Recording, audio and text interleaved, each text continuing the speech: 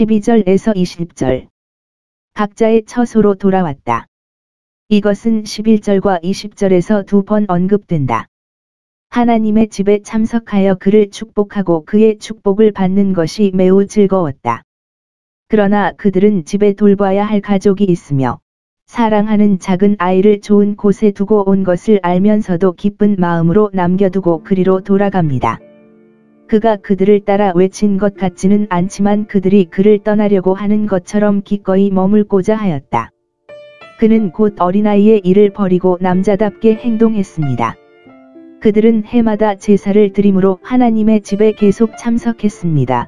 19절. 그들은 아들이 그곳에서 섬기는 것이 핑계가 될 것이라고 생각하지 않았으며 그 예물이 다른 예물 대신에 봉사해야 한다고 생각하지 않았습니다. 그러나 하나님께 가까이 가는 유익을 찾았으므로 그들은 정해진 절기를 생략하지 아니하였고 이제 그들은 실로에 그들을 거기로 끌어들이기 위해 하나의 장석을 더 가지고 있었다. 우리는 그들이 라마에서 10마일이 아니기 때문에 자녀를 보기 위해 1년에 한 번 이상 그곳에 갔다고 생각할 수 있습니다. 그러나 그들의 연례 방문이 주목을 받는 이유는 그들이 연례 희생을 가져왔고 한나가 그녀의 아들, 어떤 사람들은 1년에 한 번 이상으로 생각함, 에게 새 옷과 작은 외투, 19절과 모든 것을 입히기 때문입니다. 그것에 속하는 것.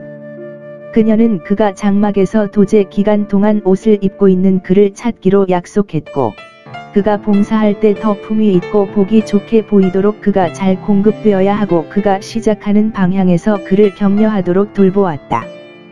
부모는 자녀와 함께 있든 그들에게 적합한 것을 원하지 않도록 주의해야 합니다. 그러나 충실하고 희망이 있고 주님을 섬기는 사람들은 2배의 보살핌과 친절에 합당하다고 생각되어야 합니다. 아이 사무엘은 아주 잘했어요. 그가 이 구절에서 4번 별도로 언급되고 우리는 2가지에 대해 언급합니다. 그가 주님께 드린 봉사. 그는 자신의 능력에 따라 여호와를 섬겼기 때문에 11, 18절 참으로 잘했습니다. 그는 교리문답을 배웠고 그의 신심에 변함이 없었고 곧 읽기를 배웠고 율법책을 즐겨 읽었습니다. 그리하여 그는 주님을 섬겼습니다. 그는 엘리 앞에서, 즉 그의 감독하에 섬기며 엘리의 아들들 앞에서가 아니라 그가 명령한 대로 섬겼습니다. 모든 당사자는 자신이 그의 가정교사로 적합하지 않다는 데 동의했습니다. 아마도 그는 엘리에게 즉시 참석하여 기회가 있을 때마다 엘리에게 가져다 줄 준비가 되어 있었을 것입니다. 이것을 여호와를 섬기는 일이라고 합니다. 비록 레위 사람들의 봉사를 위해 율법에 의해 지정된 연령보다 훨씬 낮았지만 그는 제단 주변에서 약간의 작은 봉사를 했을 것입니다. 그는 촛불을 켰거나 접시를 들고 심부름을 하거나 문을 닫을 수 있습니다. 그리고 그가 경건한 마음으로 이 일을 하였기 때문에 그것을 주님을 섬기는 일이라고 하며 큰 주목을 받습니다. 얼마 후에 그가 그의 일을 너무 잘하여 엘리가 임명하여 제사장들과 같이 세마포 에봇으로 섬기게 하였으니 그는 제사장은 아니었지만 하나님이 자기와 함께 하심을 보았기 때문입니다. 어린 아이들은 때때로 주님을 섬기는 법을 배워야 한다는 점에 유의하십시오. 부모는 그것을 훈련시켜야 하며 하나님은 그들을 받아주실 것입니다. 특히 사무엘이 엘리에게 하듯이 그들의 교사들에게 존경을 표하는 법을 배우게 하십시오. 어느 누구도 너무 일찍 종교를 시작할 수 없습니다. 여호와께 받은 축복. 그가 여호와 앞에서 자라서 연한 순 같고 21절 강하여지고 26절 키가 크며 특히 지혜와 이해와 사업에 적합합니다. 하나님을 최선을 다해 섬기는 젊은이들은 하나님을 더 잘 섬길 수 있도록 발전하는 은혜를 얻게 될 것입니다. 하나님의 집에 심겨진 자는 번성하리로다. 그는 주님과 사람에게 은혜를 입었습니다. 참고로 아이들이 다루기 쉽고 유덕하며 좋은 시간을 보내는 것은 큰 격려가 됩니다. 그들이 하나님이시며 사람이 되면 그들을 사랑하게 될 것입니다. 그런 아이들은 하늘과 땅의 사랑입니다. 여기에서 사무엘에 대해 말하는 것은 우리의 복되신 구주이신 그 위대한 본이신 루에 관한 것입니다. 이제 엘리의 집이 성막 문 앞에 앉았음에도 불구하고 얼마나 악한 일들이 있었는지 봅시다. 교회가 가까울수록 하나님으로부터 멀어집니다.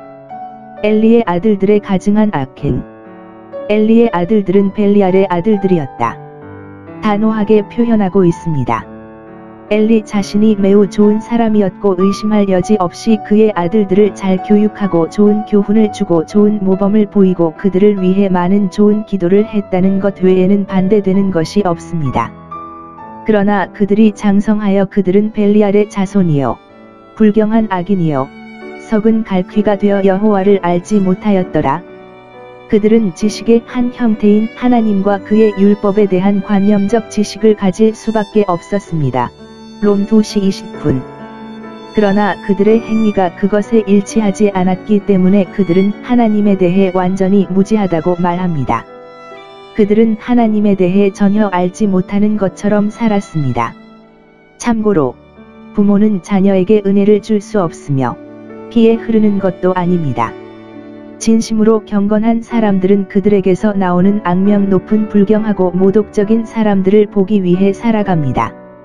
경주는 신속하지 않기 때문입니다. 엘리는 이스라엘의 대제사장이자 사사였습니다. 그의 아들들은 태어날 때부터 제사장이었습니다. 그들의 성품은 신성하고 존귀했으며 명예를 위해 예의를 지켜야 했습니다. 그들은 집정관과 사역의 샘물에 거주했지만 그들은 벨리알의 아들이었고 그들의 명예와 권력과 학식이 그들을 훨씬 더 나쁘게 만들었습니다. 그들은 제단에서 멀리 떨어져 사는 사람들처럼 다른 신들을 섬기러 가지 않았습니다. 왜냐하면 그들은 하나님의 집에서 부와 존귀를 얻었기 때문입니다. 그러나 설상가상으로 그들은 하나님을 이교도의 똥신처럼 여겨 섬겼습니다. 우상 숭배와 신성 모독 중 어느 것이 더 하나님을 욕되게 하는 것인지 말하기 어렵습니다. 특히 성직자들의 불경함. 엘리의 아들들의 사악함을 봅시다. 그리고 그것은 슬픈 광경입니다.